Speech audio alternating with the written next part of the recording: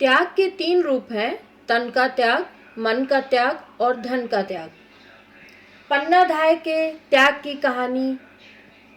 मेवाड़ के राजा राणा सांगा महान वीर योद्धा थे। उनका बड़ा बेटा विक्रम निकम्मा और अयोग्य था और उनका छोटा पुत्र उदय सिंह केवल 5 वर्ष का था। मेवाड़ की रानी कर्णावती का अंतिम समय समीप था। उन्हें अपने पुत्र उदय सिंह की चिंता थी।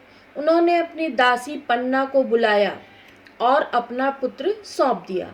रानी को पूरा विश्वास था कि वह राजकुमार का पालन पोषण ठीक प्रकार करेगी और सिंहासन पर बैठने तक उसकी रक्षा करेगी। दासी के इस प्रकार वचन लेने के बाद रानी की मृत्यु हो गई। राजकुमार के बराबर पन्ना का भी एक पुत्र चंदन था। पन्ना अपने पुत्र के साथ साथ उदय सिंह का भी पालन पोषण करने लगी।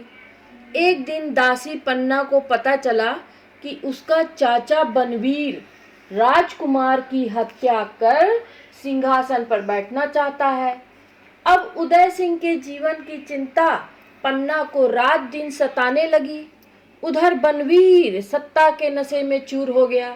उसने स्वयं ही अपना रास्ता साफ करने की ठान ली।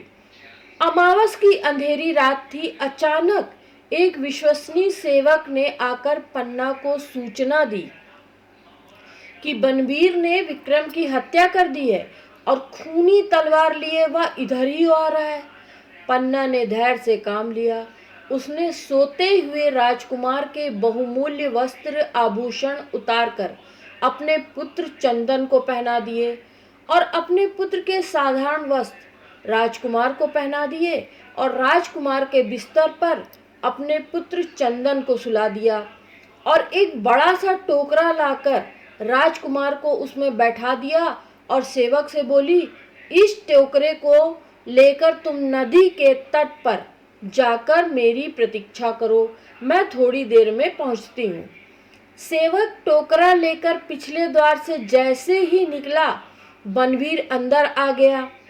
बनवीर ने क्रोध से पूछा, कहाँ है उदय सिंह? पन्ना ने बिस्तर पर सोए हुए अपने पुत्र चंदन की ओर इशारा किया।